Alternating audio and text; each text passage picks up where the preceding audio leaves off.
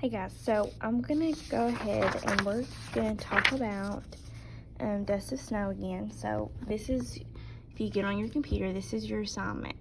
Okay, so this is Monday, 11:30. So I'm on this assignment right now. And what we're gonna do is we're gonna read the poem. So here's the poem. First thing you need to do is read the directions here.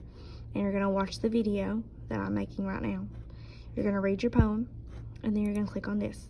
Okay, these are your questions that you're going to have to answer today. So I'm going to talk to you a little bit, and if you listen really close, you can probably get the answers to your questions. All right, so this is Dust of Snow by Robert Frost. And on the front, these are words from last week. We have two words, hemlock and rue. So a hemlock is a type of evergreen tree often associated with death or bad luck. And to rue means to regret something. So oftentimes when the author uses hemlock, a hemlock tree, we can infer that the character is probably having a bad day. They're probably, for some reason, we don't know why, they're probably having a bad day, or it might be even associated with their death. And then the second word is rue, and to rue means to regret something. So we're going to read this poem. It's called Dust of Snow by Robert Frost, and we're going to talk about what it means. Okay, Dust of Snow by Robert Frost. The way a crow shook down on me, the dust of snow of a hemlock tree, has given my heart a change of mood and saved some part of a day I had rued. So first off, we know this is a poem because it has stanzas. It has two stanzas, 1, 2, and it has 4 lines in each stanza.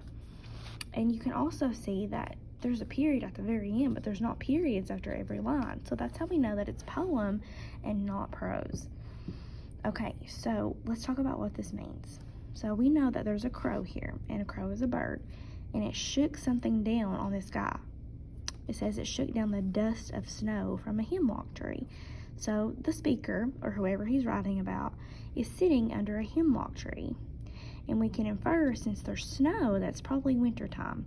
And also, since there's trees, we can probably infer also that we're in the forest. Okay? It says that the crow shook snow down on him from a hemlock tree. It says, has given my heart a change of mood and saved some part of a day I had rued. So he's saying here that the way the crow shook snow down on him has given him a change of heart, a change of mood. Okay, so let's think about the Grinch for a minute. At first, he hated Christmas, right? He didn't like Christmas, and then all these things started happening to him. He started making friends, and he realized that Christmas isn't that bad. Christmas is actually a really fun holiday, and his heart grew. It grew, got bigger, bigger. He had a change of heart toward Christmas. So it says that the crow, the way that they shook snow down on him, has given his heart a change of mood. It's made him have a better mood, and it saved some part of a day I had rued.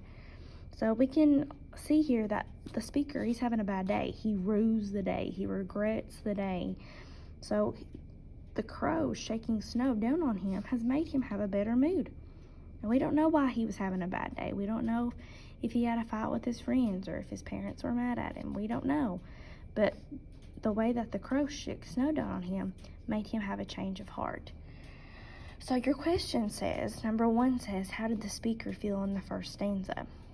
So with what I just said, how does the speaker feel in this first stanza?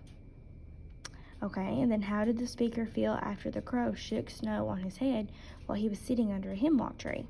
Okay, based on what I just said, you're going to type your answer there. Number 3, how did the speaker's mood change from the beginning of the poem to the end of the poem? So remember, a mood of a text is how the speaker feels, or how the author feels, or how the reader feels. So it's basically feelings. So it's asking, how does the speaker's feelings or mood change from the beginning of the poem to the end of the poem? Okay, number 4, what words or phrases tell you that he had a change of mood? Here's where you're going to put evidence from your text, okay? So you're going to have quotation marks around what you quote. So we know he had a change of mood because it said, it has given my heart a change of mood, and it has saved some part of a day I had rued. All right. So you're going to put that in complete sentences, and you're going to answer that question. And number 5 says, what is the theme of this poem? Remember, a theme is a lesson of a text. Now, I think that the theme, a lesson that we can learn from this text is that a bad day can be turned around by something small. Because the speaker, he rued the day, he regretted the day, he did not want to do that day for whatever reason. And then the crow shook snow down on him, and it made him happy, it made him laugh. So I think the theme is sometimes the little things can bring us joy. And remember, there can also be more than one theme. So you might find something different. You might think of something different, a different theme from the text. But you're going to type those in this Google Doc here, okay? I'm sorry, Google form. And when you're finished, you're going to hit submit, and then you're going to go on to the next assignment. So if we go back, now you'll go to Dust of Snow summary. And I'm just going to go ahead and tell you, because I'm not going to make a big drawn out video for this one. But this is a summary. So a summary is just a brief description of the most important parts of a text. It's what happens in the text that is most important. So here's what you're going to need. You're going to type your summary here and hit turn in.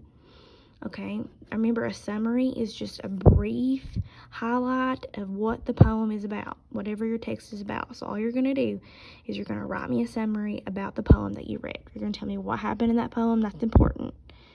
Then your last thing is prepositions. So you have a video, you have a worksheet. You're going to type your answers here. And then here's Study Island. You're going to log on to Study Island through Clever and do prepositional phrases. Click on My Class, English Language Arts Trent. Click Turn In on the assignment when you're finished. You have to make it 80% or above this week. Okay, so that is Monday. That's what you're doing today.